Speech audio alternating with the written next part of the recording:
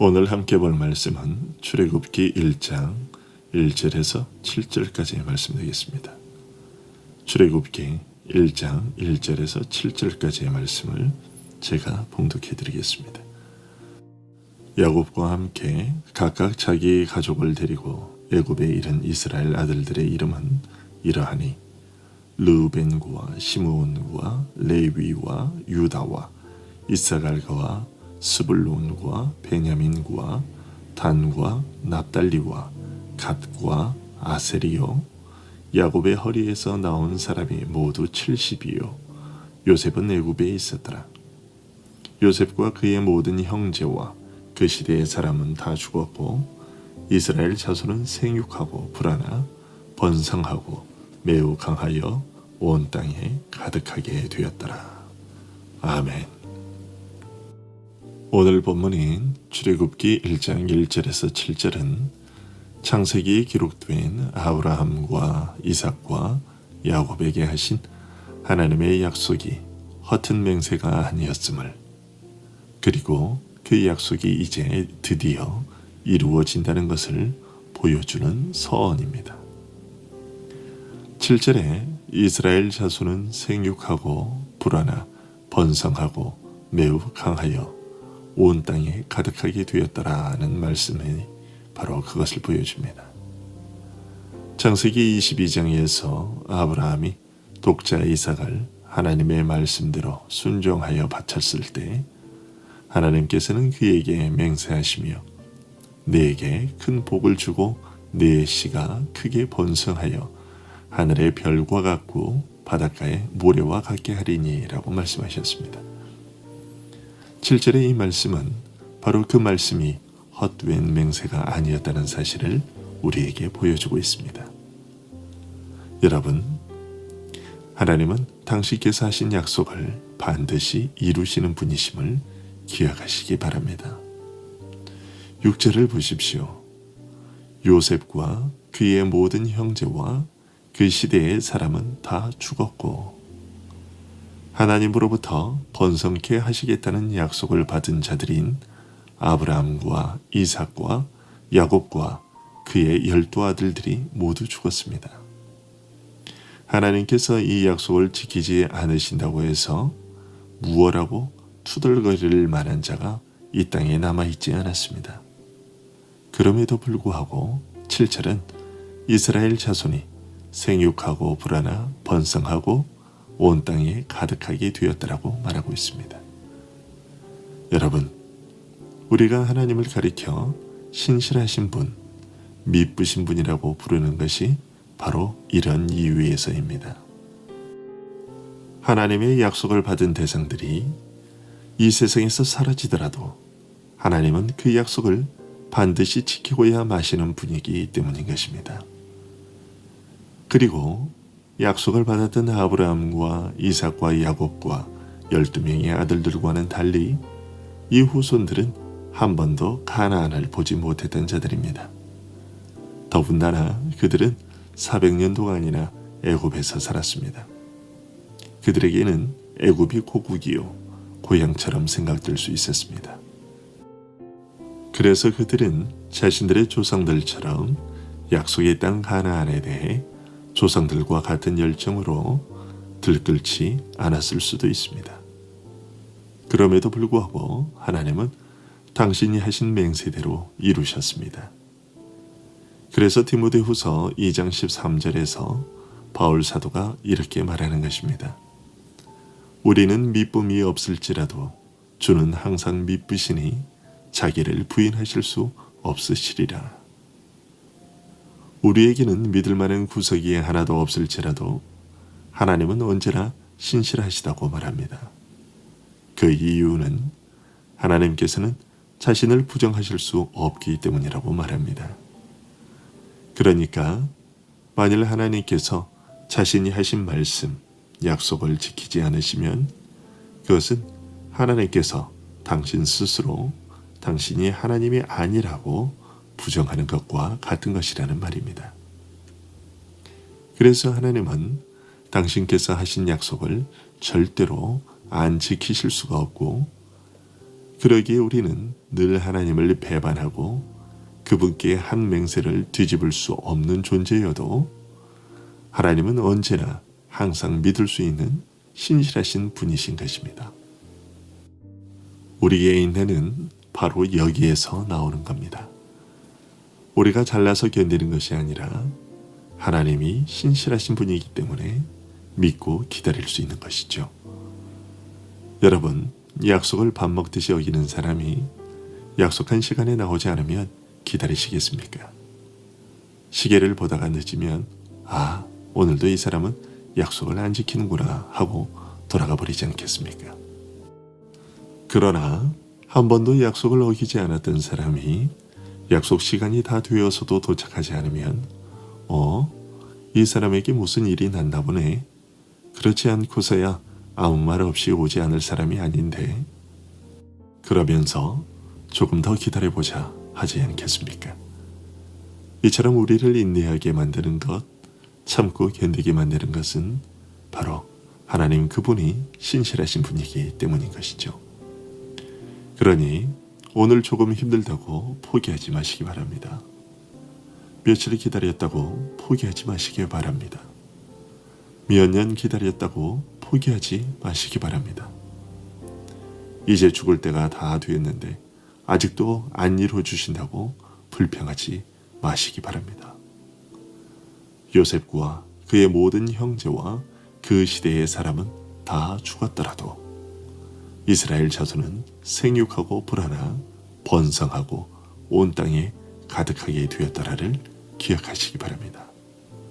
곧 우리가 죽더라도 하나님의 약속은 반드시 이루어진다는 것을 기억하시기 바랍니다.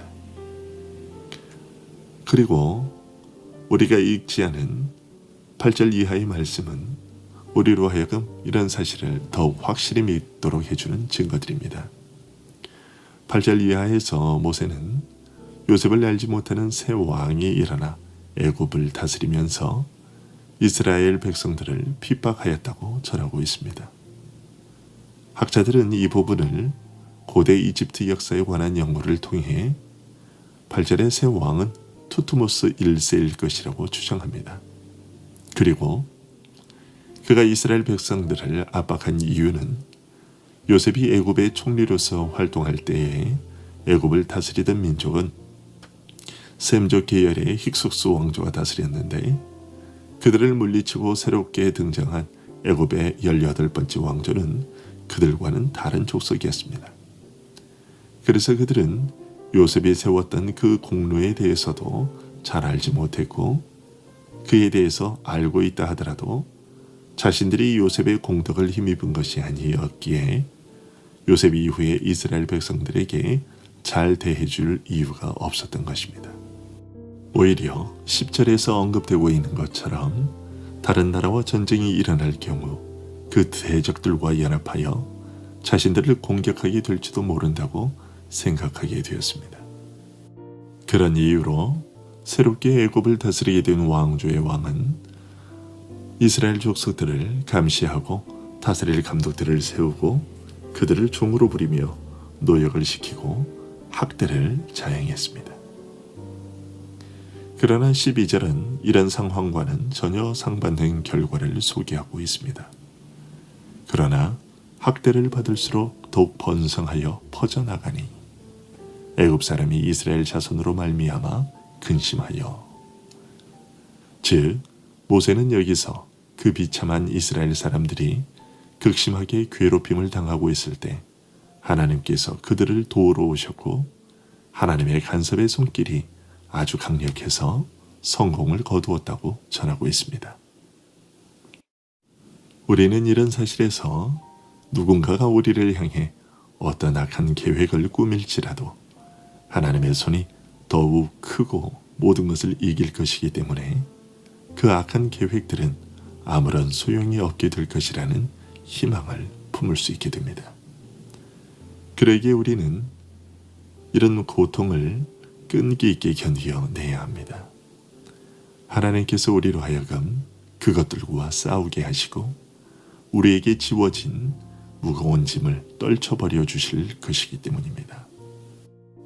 하나님께서 그의 백성 이스라엘을 충분히 도우셔서 악인의 분노를 결국은 꺼지게 하신 것처럼 오늘날 그의 백성 된 우리들을 향한 세상의 그 어떤 악의도 수아기 앞에 촛불처럼 결국에는 무력하게 꺼지게 만드실 것입니다. 그러나 때로 세상의 공격은 명백한 하나님의 역사를 보면서도 새로 일어난 애굽의 왕처럼 두려움으로 인해 오히려 마음을 굳게 하고 잔인함에 더욱 박차를 가해 오기도 합니다. 12절부터 14절이 말하고 있는 것처럼 말이지요. 애굽 사람이 이스라엘 자손으로 말미암아 근심하여 그 시키는 일이 모두 엄하였더라. 사악한 자들은 하나님을 향한 그들의 패역한 투쟁이 성공을 거두지 못했을 때에도 하나님이 자신들을 대적하고 있다는 것을 깨닫지 못합니다. 15절 이하의 바로의 명령은 그런 점을 잘 보여줍니다. 히브리 산파 시브라와 부하에게 히브리 여인들이 아들을 낳으면 죽이고 딸이면 살리라고 협박했습니다. 그러나 산파들은 애굽의 바로보다 하나님을 더 두려워한 나머지 애굽의 왕의 명령을 듣지 않았습니다. 애굽의 왕은 이스라엘을 멸하려 하였지만 하나님은 그런 핍박을 비웃으시며 이스라엘을 더욱 흥왕하게 하셨습니다. 그러자 바로는 급기야 애굽의 모든 백성들에게 명령을 내려 히브리 남자 아이들이 태어나면 나일강에 던져버리도록 했습니다. 전국의 모든 애굽인들을 이스라엘의 감시자로 삼았던 것이죠. 애굽 왕의 이런 모습은 사탄과 닮아 있습니다. 베드로전서 5장 8절에서 베드로 사도는 너희 대적 마귀가 우는 사자같이 두루다니며 삼킬 자를 찾나니 라고 말했습니다.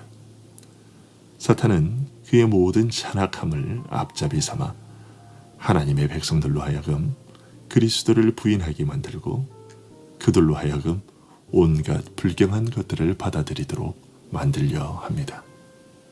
그러나 이런 애굽 왕의 필사적인 분노에서 우리는 하나님의 보복을 깨닫게 됩니다.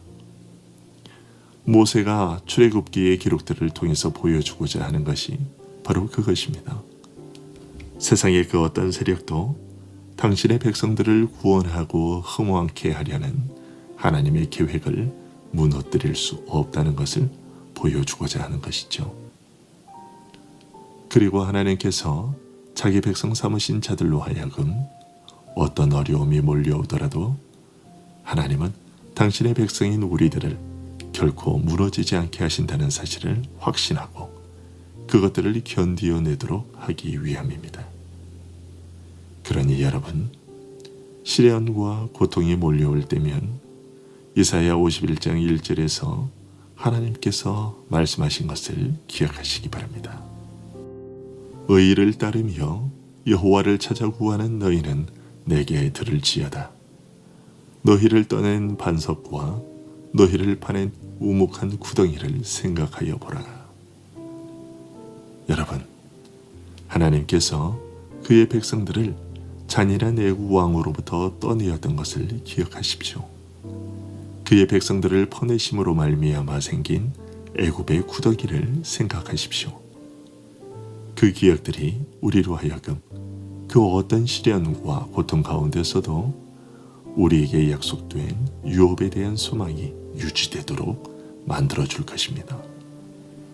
학대받을수록 더욱 번성하여 퍼져나갔던 이스라엘 백성처럼 시련과 고난이 우리의 소망을 더욱 든든하게 성장시킬 것입니다. 기도하겠습니다.